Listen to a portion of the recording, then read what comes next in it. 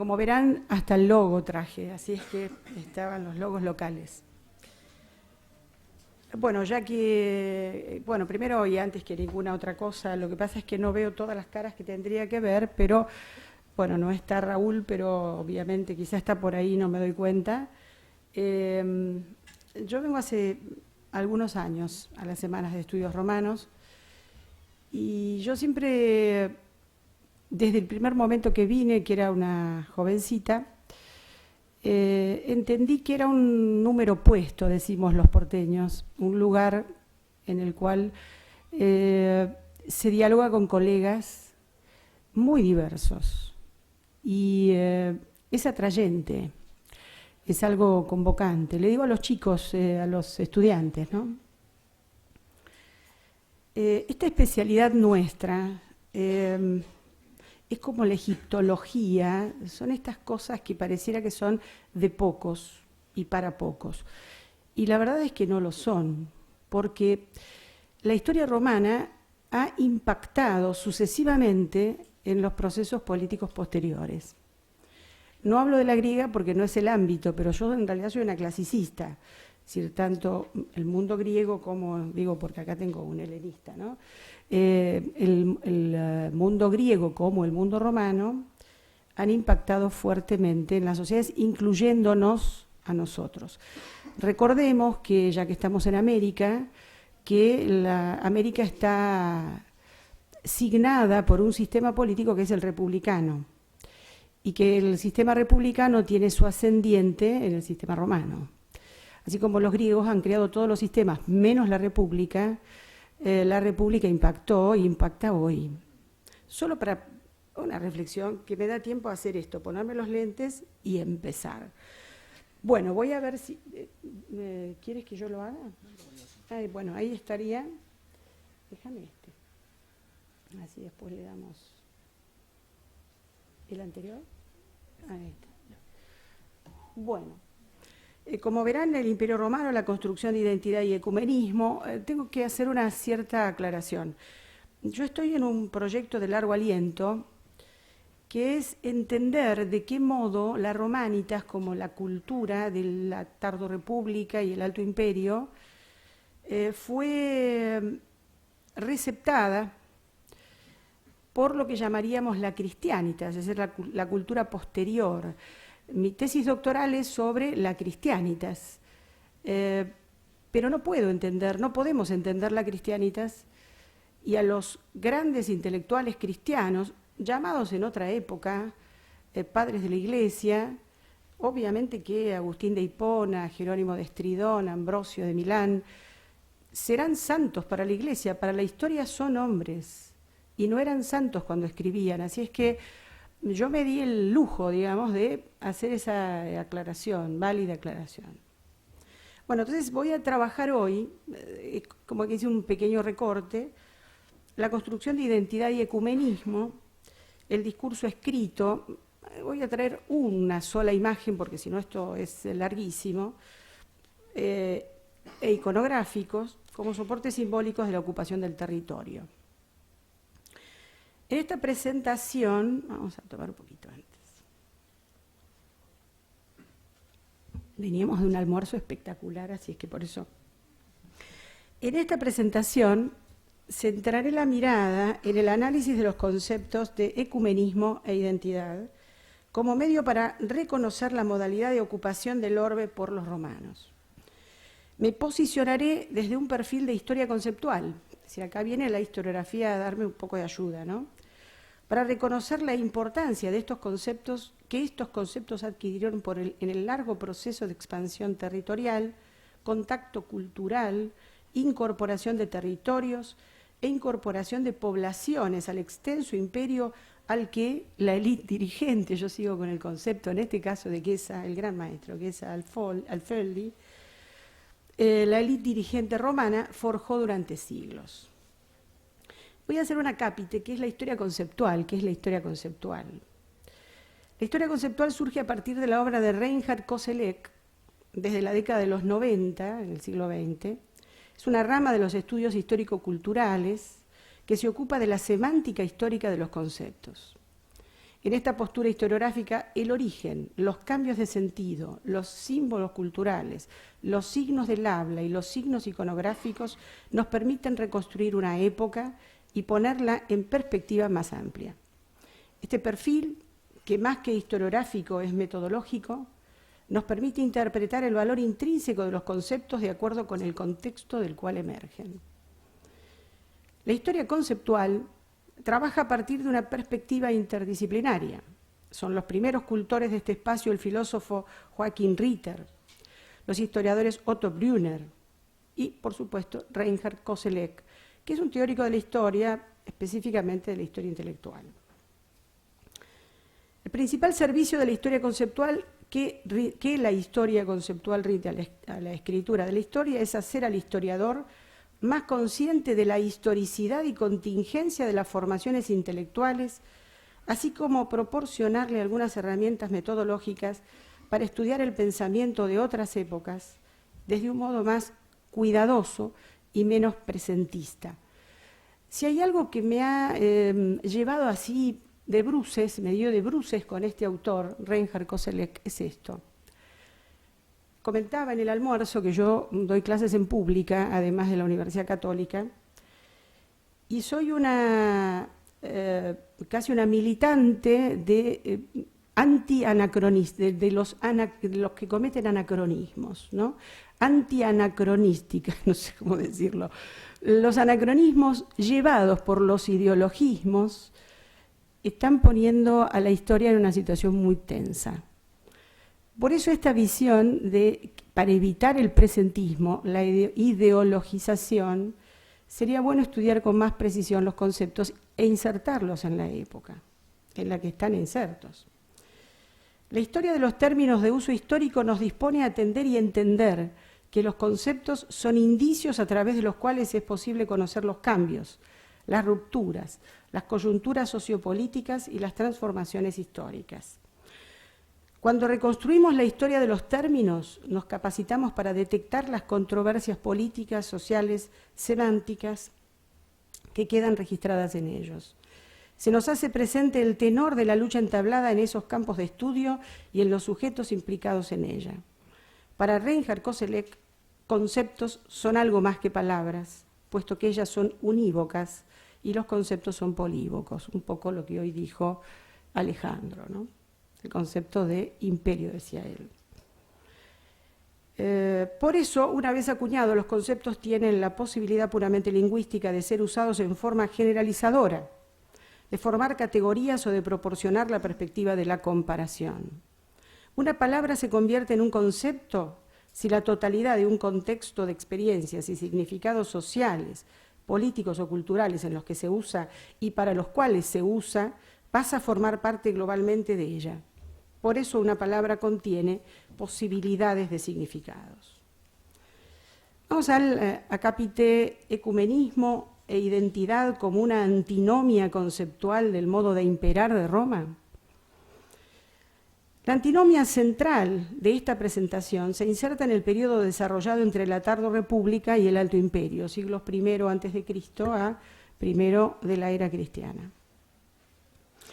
Proceso en el cual se conformó un modelo militar expansivo exitoso, una estructura jurídica de dominación en la que se incorporó per viam iuris, por vía de derecho, a los pueblos conquistados, y un modelo social jerárquico en el que la élite aristocrática, esta nobilitas patricio-plebeya, consolidó sobre el territorio una forma estatal que tras el proceso de las guerras civiles le dio forma a un modelo político nuevo, el Principado, y a un modelo de consolidación del espacio ocupado, que es el imperio.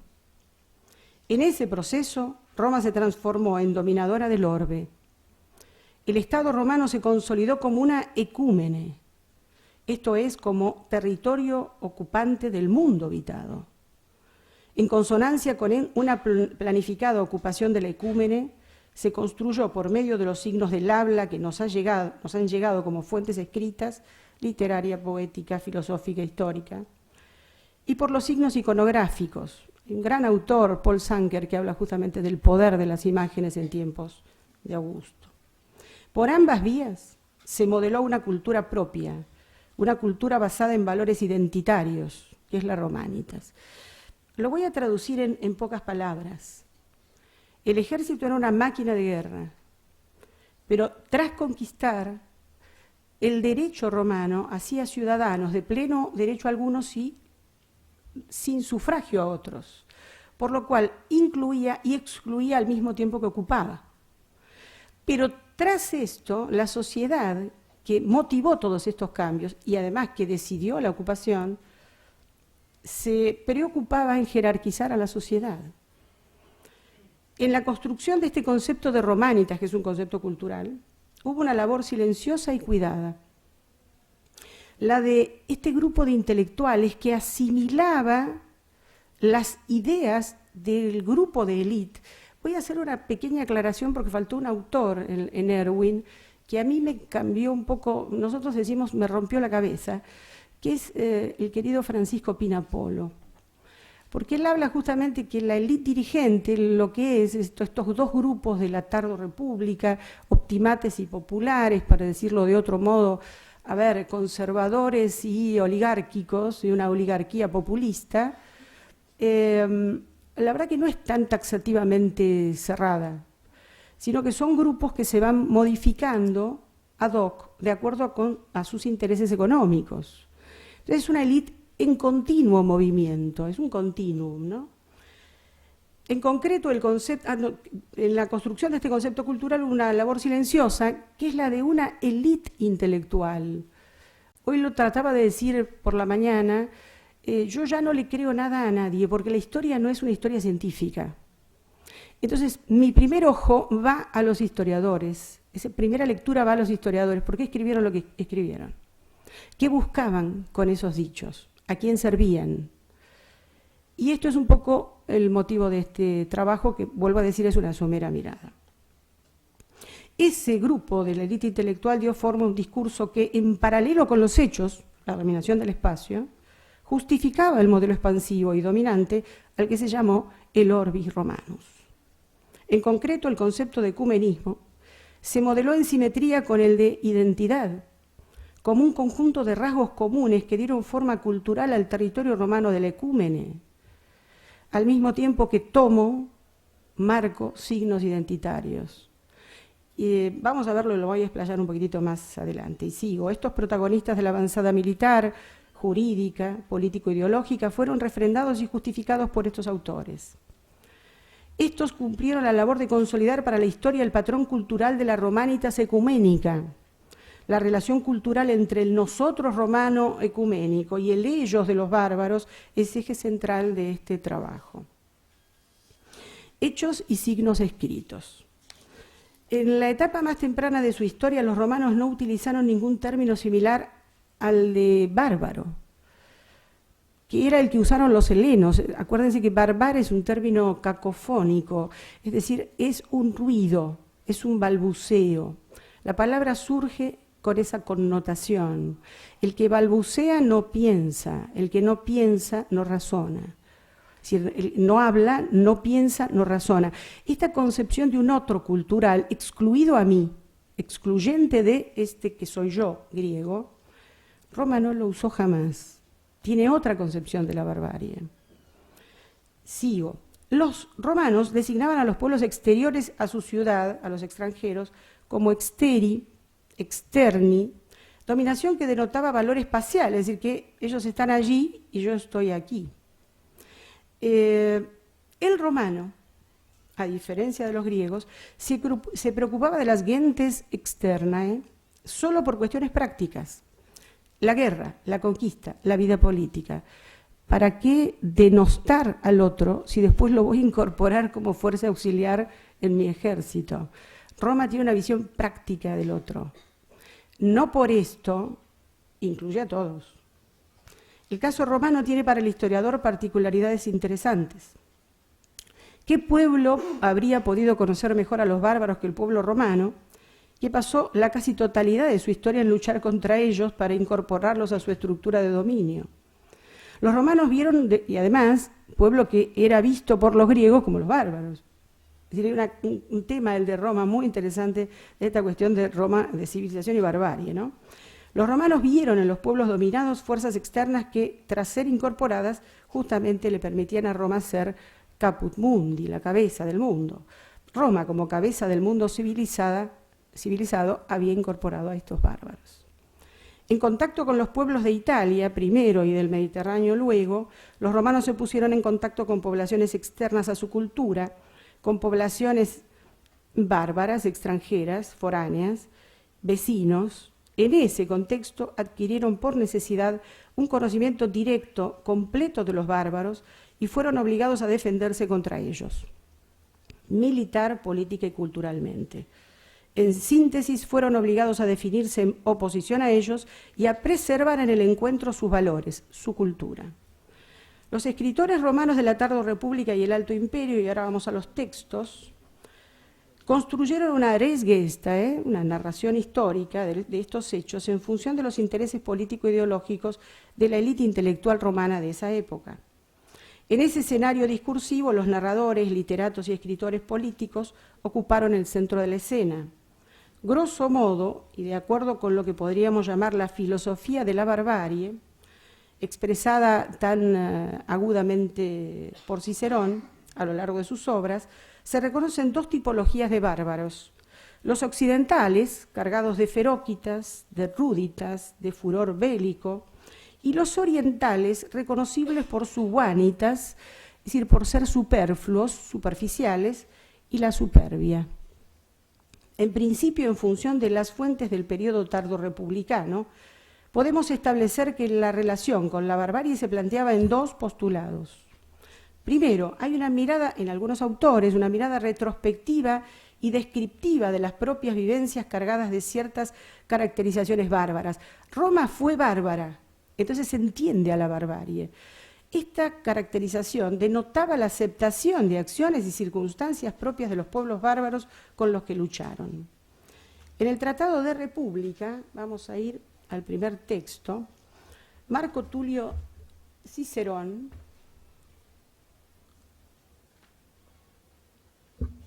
puso eje en la relación del nosotros romano y el ellos barbárico, al denotar que en sus orígenes hubo acciones romanas asimilables a la barbarie, tal el caso del último rey etrusco de Roma, el famoso Tarquino Superbus. Va el texto, cito: ¿no veis, pues, cómo un rey degeneró en déspota? Lo aclaró, es Tarquino Superbus, y cómo por el defecto de una sola persona, una forma de gobierno se convirtió de buena en mala. Es decir, este déspota, acuérdense, la vanitas y la superbia, este hombre de estilo oriental se convirtió en malo por orientalizarse. Esto es lo que le llama la atención a Cicerón, pues aunque tiene apariencia de hombre y sigue, sin embargo, por la inhumanidad de su conducta, supera a las fieras más monstruosas. Y ahí empiezan las asimilaciones del oriental superbus con lo desechable, lo que hay que separar de la estructura del nosotros. Segundo, hay una mirada hacia el futuro en la cual Roma se aprestaba a construir su historia desde un modelo discursivo que la conduciría a un destino ecuménico, asimilable a un imperio universal que representaría el bien.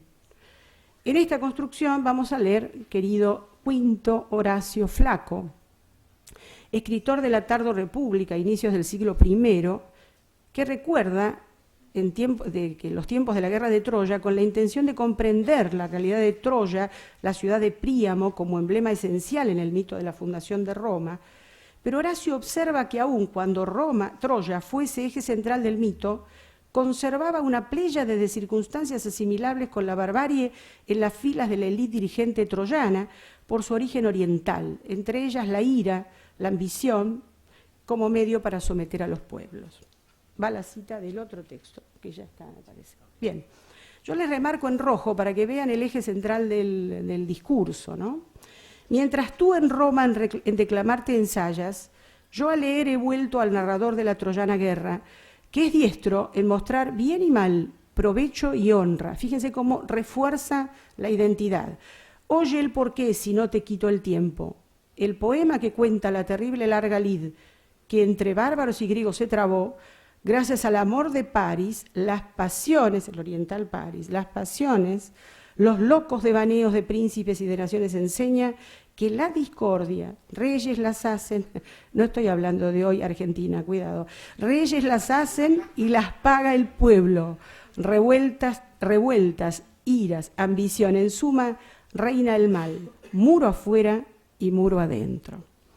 Las costumbres bárbaras eran evidenciadas tras los epítetos de pasiones, locos devaneos, discordia. La élite intelectual romana, Horacio, comienza a precisar los defectos de los otros y a observarse diferente y cargada de bien. Fíjense cómo esa dicotomía se va construyendo sistemáticamente. Vamos a achicar un poquitito. Desde el siglo II, tras el encuentro, lucha y sometimiento de los romanos a los griegos, se produjo en la comunidad romana el ingreso de una corriente cultural filohelénica, el grupo de los Escipiones, familia aristocrática, podemos hablar de la nobilitas patricio-plebeya o senatorial, de ascendiente patricio, los Escipiones, integró en su entorno a un grupo de intelectuales, tal el caso de Polibio de Megalópolis, que los influenciaron con estas nuevas ideas venidas del mundo helenístico, ¿no?, de Grecia. Estos, influenciados por nuevas ideas, en general filosóficas, políticas y demás, construyeron una cosmovisión con un proyecto político imperialista que conllevaba la expansión comercial y la militarización del poder detrás de un hombre providencial. Eso fue Escipión el africano mayor, también va a ser Escipión Emiliano, el africano menor, como se lo suele llamar, pero también fue César y también fue Octaviano el Augusto.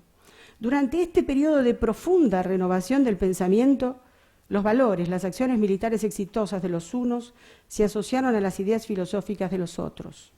Surgió de esta fusión una concepción plena del hombre, de la civilización, de la barbarie y de la misión de Roma.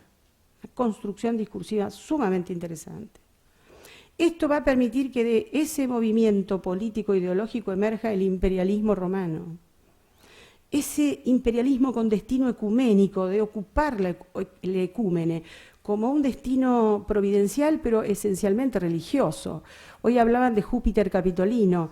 El cónsul o el dictador era cargado por lex curiata de imperium de un patrón, de un atributo religioso para ser Júpiter Capitolino frente a los otros, en la batalla.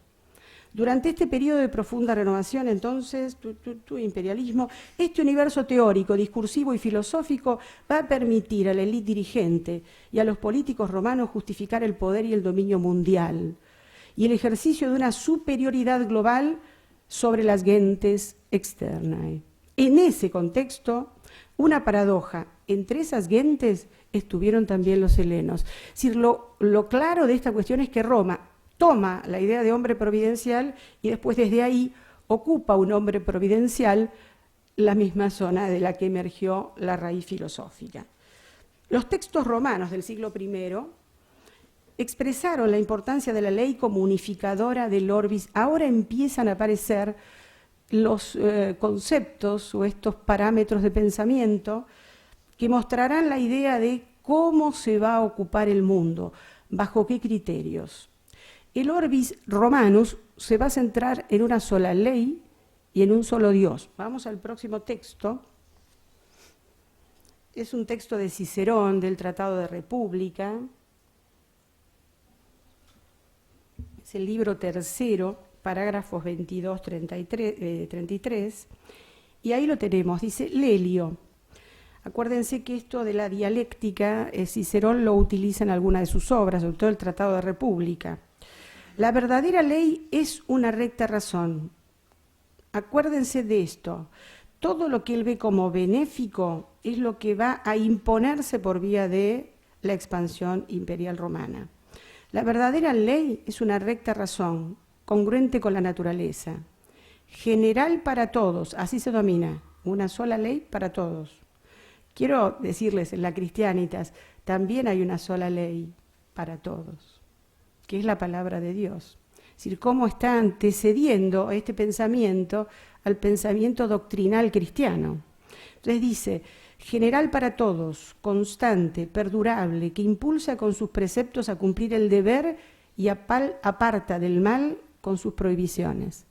Tal ley no es, sigo, No es lícito suprimirla, ni derogarla, ni abrogarla por entero, ni podemos quedar exentos de ella por voluntad del Senado del pueblo, ni puede ser distinta en Roma o en Atenas hoy y mañana, sino que habrá siempre una misma ley para todos los pueblos y momentos, eterna, inmutable, y habrá un único Dios, Júpiter Capitolino acá, Dios de los cristianos más adelante, maestro común, autor de tal ley, juez y legislador y un gobernante de todas las cosas, Dios de donde proceden la autoridad espiritual y el poder temporal.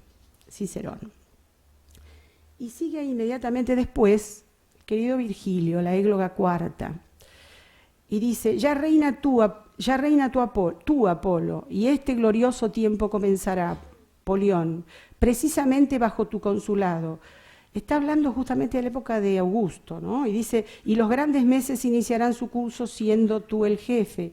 Si aún perduran huellas de nuestro crimen, borradas estas, liberarán la tierra del temor continuo. Él vivirá como los dioses mismos. Esto forma parte de lo que en términos históricos llamamos el culto imperial. Y con ellos verá a los héroes confundidos y él mismo les parecerá un dios y gobernará el universo pacificado por las virtudes paternas. Está marcando el patrón de conducta de lo que va a ser el dominio del ecúmene. Hechos, lamento, y palabras. Acá sería eres et verba, ¿sí? La idea es como que va acompañándose el hecho con las palabras. La forma discursiva romana es heredera del pensamiento helénico, tema que ya vimos. La concepción del hombre romano sobre sí, el yo romano, se asocia a un ideal ecuménico e identitario, como representación de valores asociados al bien. Pero más allá están los ocupados, están los otros, los asociados al mal, a los desvalores. En aquel contexto, la concepción romana del hombre y del mundo responde a una visión esencialista, en la cual la unicidad de la verdad y el bien es simétricamente asociada a un imperio ecuménico en consolidación. Esta visión del mundo fue construida por una élite dirigente a tono con la cosmovisión de la humanitas ciceroniana. Todo aquello que no se alineara u ordenara con esta romanitas como totalidad unidad, al exterior y al interior de este constructo político-religioso, sería considerado bárbaro. Vamos a seguir un poquitito. Los elementos centrales de esta justificación de dominio fueron, primero, el dar pruebas de las razones por las cuales los gobernantes y la ciudad de Roma eran parte de un esquema histórico-político providencialista. El texto es un texto de Cicerón, de República, cuando dice, habla el africano, solo a un hombre así, recuerden que es la visión, un esquema histórico-político providencialista, solo a un hombre así, pues, en esto consiste todo lo demás, un hombre que no deje de corregirse y examinarse a sí mismo, que atraiga a los otros a que lo imiten, que con el esplendor le imiten, que con el esplendor de su alma y de su vida se ofrezca a los otros ciudadanos como un espejo, porque del mismo modo que en los instrumentos de cuerda o de viento o en el mismo canto de varias voces debe guardarse un concierto que da por su mismo ajuste, unidad y congruencia a muy distintas voces, que los oídos educados no toleran que se altere o desentone y ese concierto, sin embargo, se hace concorde y congruente con el gobierno de voces muy distintas. Las voces y todo lo que estamos viendo son seres humanos, deben alinearse al esquema a futuro ecuménico. Así también, una ciudad bien gobernada, bien contra mal, es congruente por la unidad de muy distintas personas, por la concordia de las clases altas, bajas y medias, como los sonidos. Y que los músicos la que los músicos llaman armonía en el canto es lo que en la ciudad se llama concordia, vínculo de bienestar seguro y óptimo para toda república, pues ésta no puede subsistir sin justicia. Fin de cita. Segunda característica, Roma como imperio mundial, portadora de una conjunción de cualidades que le permitieron forjar su identidad. La cualidad número uno, y es de la que voy a hablar, es la cualidad de las mores maiorum, las costumbres de los antepasados. Cito a Cicerón y dice, aunque la naturaleza nos ha impuesto a todos la perspectiva de la muerte, El valor rechaza habitualmente la crueldad y el deshonor, porque el valor es un atributo de la raza y del nombre romanos. Les ruego que conserven ese valor que nuestros antepasados nos dejaron por herencia. Aquí abajo todo es incierto, precario, caduco. Solo la virtud, está unida por profundas raíces que ninguna fuerza podrá quebrantar o arrancar. Punto. Si esto no es el imperio ¿dónde está? Por ella nuestros mayores dominaron primero Italia, destruyeron después Cartago, humillaron Numancia, sometieron a nuestro imperio a los emperadores más poderosos y a las naciones más guerreras. Fin de cita. Tercer punto, el estado respetuoso de los dioses y de las dimensiones cósmicas que por alianza eficacia le dieron a los romanos una fuerza político-religiosa superior. Esta cita es maravillosa, costó encontrarla, y acá la traigo. Esto es Filípicas sexta de Cicerón. Roma, imperio de la libertad. Así es. Ha llegado el momento, aunque demasiado tarde, para el honor del pueblo romano, pero por fin ha llegado, y no hay que retardarlo ni un momento. Lo que hemos soportado lo hemos tolerado porque venía de manos del destino. Es decir, cuando eran invadidos, toleraron porque el destino quiso que pasaran por esa cruenta circunstancia. Pero si vuelve a suceder, su origen solo será de nuestra voluntad. El pueblo romano será reducido a esclavitud, ya terminamos, tranquilos. El pueblo romano será reducido a esclavitud y eso es un sacrilegio. Los dioses inmortales han querido que él gobernase todas las naciones. Ha llegado el momento decisivo. Tenemos que combatir por nuestra libertad. Hay que vencer, romanos, y desde luego nuestra piedad religiosa y nuestra unanimidad nos procurarán la victoria. Hay que vencer o sufrir la esclavitud. Las demás naciones pueden soportar la esclavitud, pero el pueblo romano solo tiene por patrimonio la libertad. Una postillita. Al mismo tiempo que he trabajado esto, he trabajado la caída de Ravenna, ¿no? Del año 476, la caída de Roma del 410. Ay, Cicerón, había que desdecir estas palabras un poquito más adelante, ¿sí? Y el gran tema, y yo creo que acá no lo veo a Hugo, al querido Hugo Bauzá, pero nos ha enseñado este libro sexto, parágrafos 845-860, que es la misión de Roma. Y dice: otros habrá, lo creo, que con rasgos más mórbidos esculpan bronces que expiran hálitos de vida. Y ahí está hablando claramente de los griegos. Y que saquen del mármol rostros vivos, que sepan defender mejor las causas y acierten a trazar con su varilla los giros en el cielo y anuncien la salida de los astros. Ahí está hablando de los asirios. Tú, romano, recuerda tu misión, ir rigiendo los pueblos con tu mando, con tu imperio. Estas serán tus artes: imponer leyes de paz, conceder tu favor a los humildes y abatir combatiendo a los soberbios. Esto fue escrito por un hombre que sirvió a la élite dirigente. Sintió dolor en algún momento al ver que Augusto no era la figura que él tanto entendió, tanto comprendió, tanto compró. Pero bueno, lo ha dicho y ha servido como una cápite de lo que era el imperio y para quién gobernaba. Hechos y signos iconográficos. Los voy a llevar a la imagen de final para que ustedes vean que todo lo que desplacé, todo lo que leí, se condice con esta imagen que tenemos acá. Lo que ustedes están viendo allí, vamos a la imagen, a ver si yo, desde acá, yo sigo, no tengo cómo marcarlo, pero fíjense, esto es la famosa Gemma Augustae. La encontramos en el Museo de Historia de Arte de Viena, es un camafeo del siglo I después de la era cristiana. Lo que estamos viendo arriba es una gema que marca claramente nosotros y ellos. Se ve claramente, ¿no?, cómo se desplegó una diferencia entre dominadores y dominados. Por ahí hablaba de materialismo histórico, viene justito para esto, ¿no? O sea, ahí arriba tenemos a Augusto, se lo puede ver allí, que alguien le está poniendo la corona triunfal. Si sigue la flechita dice la ecúmene. Es decir, que esta idea del imperio ecuménico cierra en esta imagen de la Gemma Augustal. al mismo tiempo la élite, así como la ecúmene lo está, coronando por las victorias consagradas y por tener un imperio ecuménico, vayan un poquito hacia los pies de Octaviano.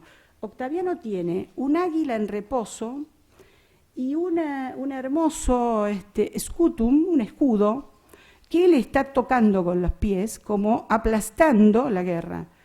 La Pax Romana, como dirá Tácito, era cuando hacen la soledad, lo llaman paz. Es la soledad de los cementerios, pero Augusto lo logró. A la derecha, izquierda para nosotros aquí, pero a la derecha de él está Atenea, en realidad está su esposa Livia, que está con el cariz, con la imagen de la diosa Palas Atenea. O la diosa Roma, si lo queremos llevar a un contexto romano. Después está la familia de él, los que van a venir. Y debajo, como se ve allí, los pueblos vencidos que levantan el trofeo de la victoria del de arriba, sometidos, aplastados completamente.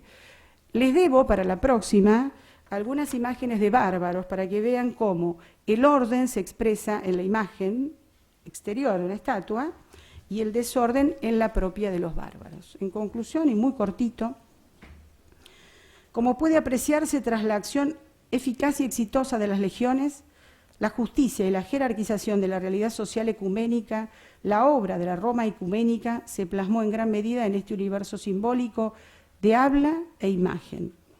Universo en el que los héroes, los dioses, se entrelazaban con la historia romana. La mitología romana, como decía mi maestro, Florencio Beñac, que no ha podido venir, y en elogio a él, hablaba del mito político, ¿no? La mitología romana hilvana da encarnadura a la historia política. Este universo cultural replicará más adelante en la cultura del tardo antiguo, la cristianitas. Bueno, será temática de otro encuentro. Gracias, es muy amable.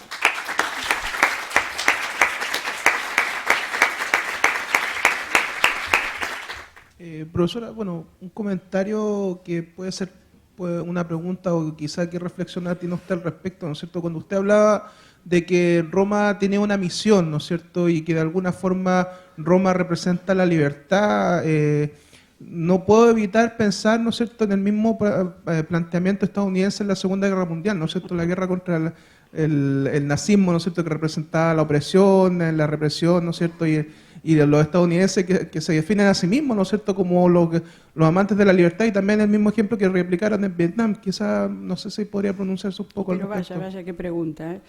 A ver, primera cosa, viste cuando empecé mi explicación o mi presentación, no voy a decir el adagio de Tolstoy que pinta tu aldea y pintarás el mundo, pero vamos a decirlo de este modo: pinta Roma y pintarás el futuro posterior a Roma, es decir, todo lo que vino después.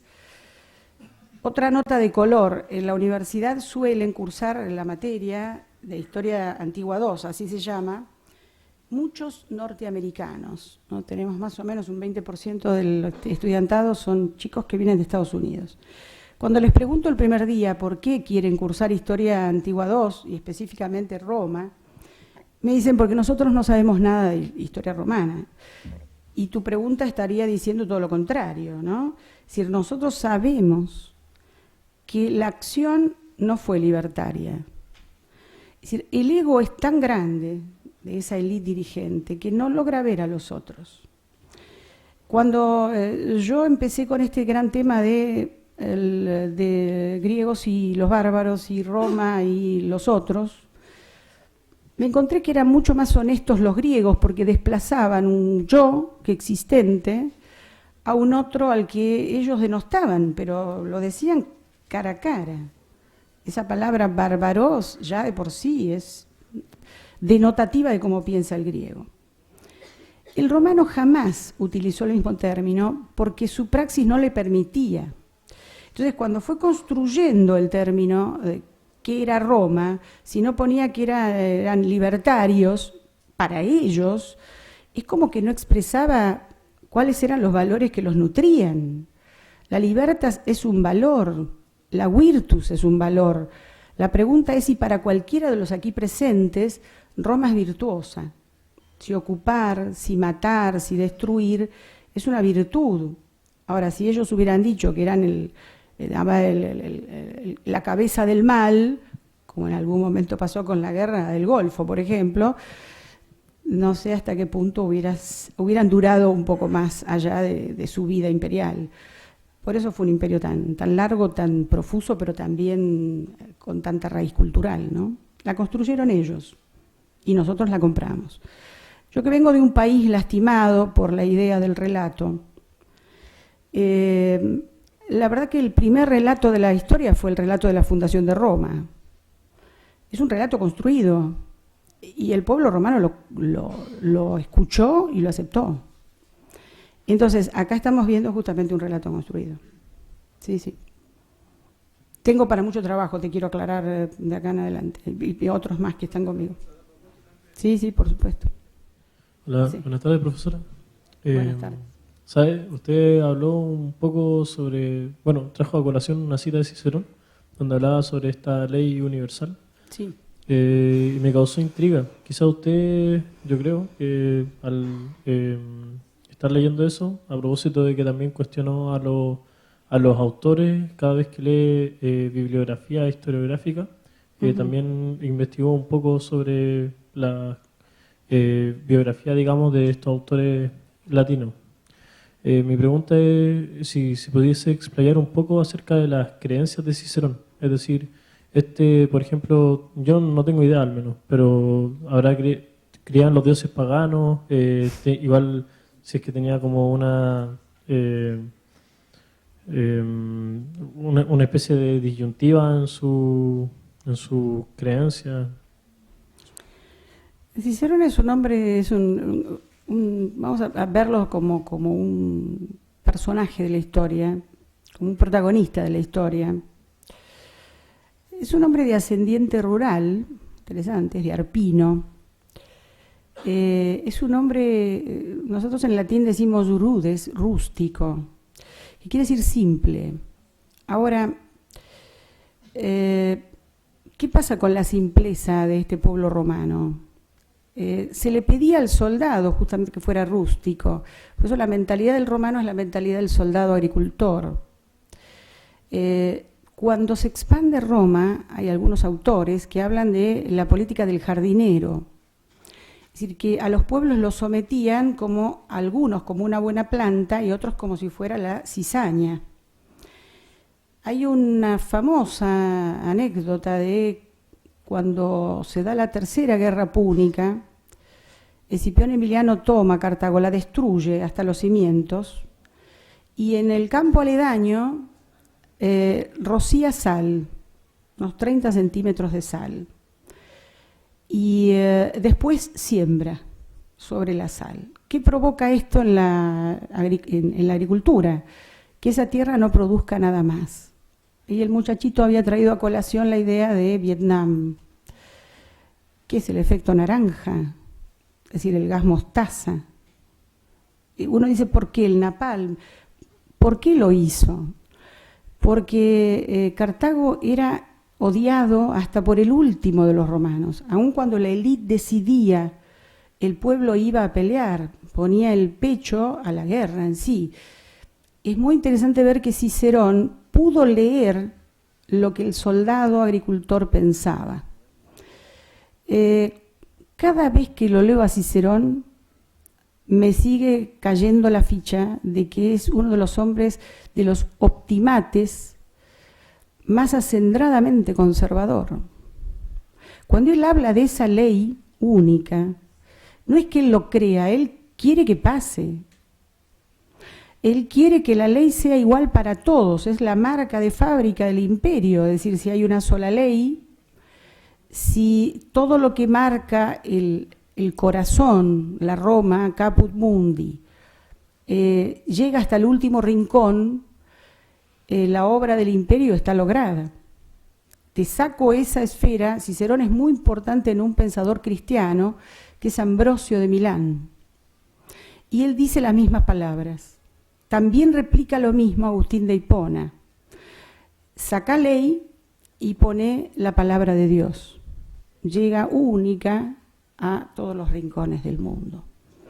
Por eso yo suelo decir que hay dos épocas muy disímiles, porque el hombre es de acuerdo con su circunstancia, diría el gran Ortega y Gasset, pero la otra circunstancia que va a venir se nutre de estas romanitas, va tomando elementos. Cicerón ha sido un hombre de su época.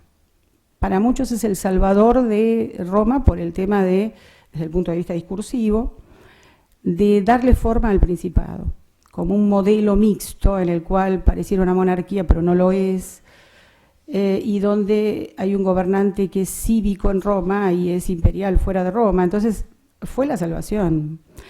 Es un hombre muy interesante y a la vez un gran hipócrita, porque él hablaba de sus manos limpias, pero hacía grandes negocios en Grecia. Nos pasa siempre. Entonces, tengo mucho escrito sobre Cicerón, pero vuelvo a decir, creo que de vuelta yo le he reseñado una gran obra al querido Francisco Pinapolo, que es sobre Cicerón, y él da la tecla de esto mismo. Así que te sugiero que la busques. Es una muy buena obra. Muy interesante la presentación. Imagino que hay más fuentes iconográficas. Sí, me gustaría conocer después porque creo que pueden enriquecer la lectura de la propuesta. En esta tensión entre identidad o complementariedad entre identidad y ecúmene, creo que Roma logró potenciar más allá de sus propias intenciones, incluso a ambos, ¿no? Pero creo que la que más trasciende es este concepto, noción y realidad de ecúmene. Pensaba mucho en ese poema de Cavafis, Esperando a los bárbaros, ¿no? Donde el Senado romano se subentiende, en una época ya crítica, casi de fin de todo lo conocido, de lo mejor que podía haberse logrado, cifra sus esperanzas en la llegada de los bárbaros. Y este Senado espera y espera a los bárbaros. Nunca lo dice el poema, pero uno puede concluir claramente después que este Senado romano eran los bárbaros, que ya habían olvidado que eran bárbaros, se sentían romanos. O que eran romanos. Claro. Ya eran romanos, pero sí, en realidad eran...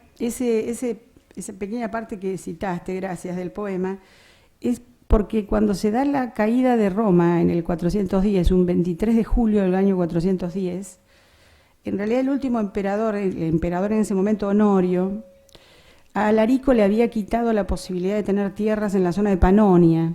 Entonces Alarico bajó, trató de llegar a Ravenna, como dicen los italianos, y digamos que pactar con la ciudad. Ya no era la ciudad más importante, no era Roma, era Ravenna, ¿no? En el año 410 ya había un doble juego de estar en Ravenna o en Roma indistintamente.